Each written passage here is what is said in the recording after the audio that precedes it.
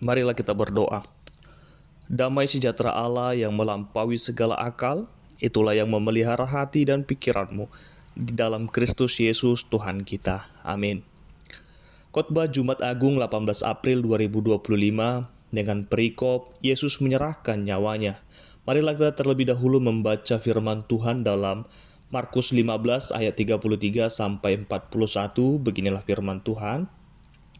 Pada jam 12, kegelapan meliputi seluruh daerah itu dan berlangsung sampai jam 3. Dan pada jam 3 berserulah Yesus dengan suara nyaring, Eloi, Eloi lama sabachthani, yang berarti Allahku, Allahku, mengapa engkau meninggalkan aku? Mendengar itu, beberapa orang yang berdiri di situ berkata, Lihat, ia memanggil Elia. Maka datanglah seorang dengan bunga karang mencelupkannya ke dalam anggur asam, lalu mencucukkannya pada sebatang bulu, dan memberi Yesus minum serta berkata, Baiklah kita tunggu dan melihat apakah Elia datang untuk menurunkan dia.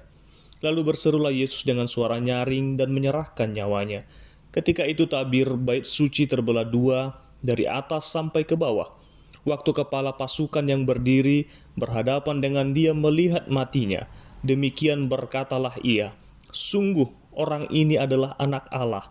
Dan juga beberapa perempuan yang melihat dari jauh, di antaranya Maria Magdalena, Maria ibu Yakobus muda dan Yoses, serta Salome. Mereka semuanya telah mengikut Yesus dan melayaninya waktu ia di Galilea. Dan ada juga di situ banyak perempuan lain yang telah datang ke Yerusalem bersama-sama dengan Yesus. Demikianlah pembacaan firman Tuhan. Bapak Ibu Saudara yang terkasih, Jumat Agung ini adalah momen perenungan bagi kita, mengingat kasih Tuhan Yesus Kristus bagi kita semua. Pengorbanan Yesus di kayu salib merupakan cinta kasih yang luar biasa. Kasih yang rela mengorbankan dirinya demi orang lain. Pengorbanan itu sangat mahal harganya. Oleh karena itu harus benar-benar mengimani pengorbanan itu. Injil Markus menceritakan tentang perjalanan Yesus di kayu salib. Dalam ayat 33-34 kita telah membaca, pada jam 12 kegelapan meliputi seluruh daerah itu dan berlangsung sampai jam 3. Dan pada jam 3 berserulah Yesus dengan suara nyaring, Eloi, Eloi lama sabachthani, yang berarti Allahku, Allahku, mengapa engkau meninggalkan aku? Seruan Yesus ini menunjukkan hubungan yang sangat dekat dengan Allah Bapa. Yesus adalah 100% Allah, dan Yesus adalah 100% manusia. Dalam penderitaannya, Yesus benar-benar merasakan penderitaan manusiawi, yaitu mengalami dan merasakan kesepian, merasakan ditinggalkan, dan merasakan sakit. Seruan ini menunjukkan kedalaman rasa sakit secara manusiawinya, dan itu semua harus dirasakan oleh Yesus karena pengorbanannya bagi kita manusia yang dikasihinya. Saat Yesus berseru, ada beberapa orang yang berdiri di sekitar tempat itu dan berteriak dengan mengatakan, Lihat, ia memanggil Elia. Maka datanglah seorang dengan bunga karang, mencelupkannya ke dalam anggur asam, lalu mencucukkannya pada sebuah batang bulu, dan memberi Yesus minum serta berkata, Baiklah kita tunggu dan melihat apakah Elia datang untuk menurunkan dia. Betapa kejamnya orang-orang memperlakukan Yesus, bahkan mereka tetap menghina Yesus dengan cacian. Apapun yang mereka perbuat untuk menyiksa bahkan menghina Yesus, Yesus tetap bertahan dalam penderitaannya sampai pada akhirnya Yesus berkata dan berseru dengan suara nyaring dan menyerahkan nyawanya.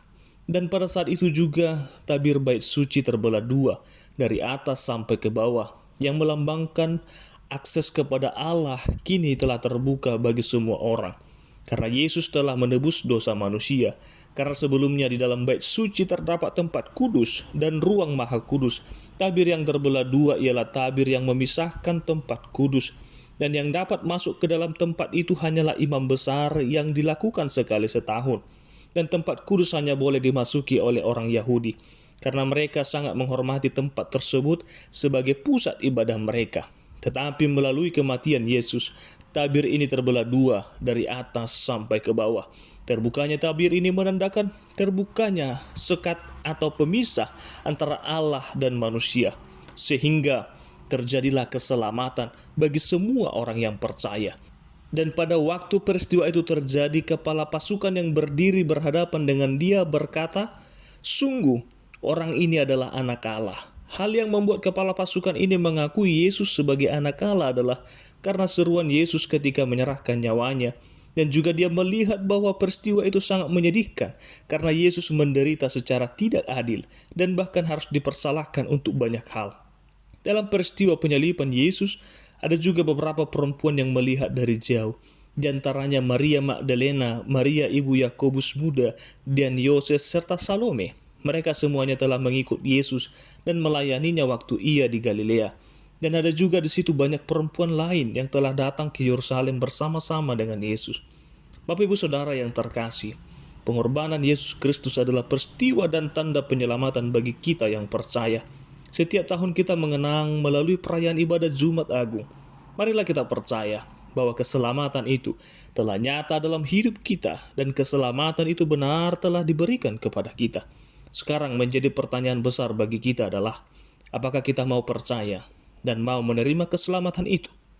Pengorbanan Yesus Kristus telah menjadi teladan bagi kita untuk setia dan taat kepada Allah dalam segala situasi. Apapun yang sedang kita alami saat ini, percaya dan tetaplah setia pada Tuhan Yesus Kristus. Seperti sebuah lirik lagu yang berkata, jangan menjual Yesus karena harta. Artinya, jangan kita meninggalkan iman kita kepada Yesus karena berbagai hal atau berbagai pencobaan yang mungkin saat ini sedang menggoda kita. Seberat apapun cobaan yang Bapak Ibu alami saat ini, tetaplah setia pada Yesus, karena Yesus juga setia menyelamatkan kita melalui pengorbanannya di kayu salib. Hidup kita sangat berharga bagi Tuhan, sehingga Dia rela menanggung penderitaan yang berat itu, bahkan memberikan nyawanya. Oleh karena itu, mari kita menghargai pengorbanan yang sangat mahal itu dengan tetap setia dan percaya kepada Tuhan Yesus Kristus. Amin. Tuhan memberkati. Marilah kita berdoa. Bapa kami di sorga, kami mengucap syukur dan berterima kasih atas pengorbanan-Mu ya Tuhan bagi kami yang berdosa ini. Ampunilah kami akan segala kesalahan dan dosa yang telah kami perbuat ya Tuhan. Mampukanlah kami ya Tuhan untuk memikul salib itu dan tetap setia pada firman-Mu. Dalam Kristus Yesus kami berdoa. Amin.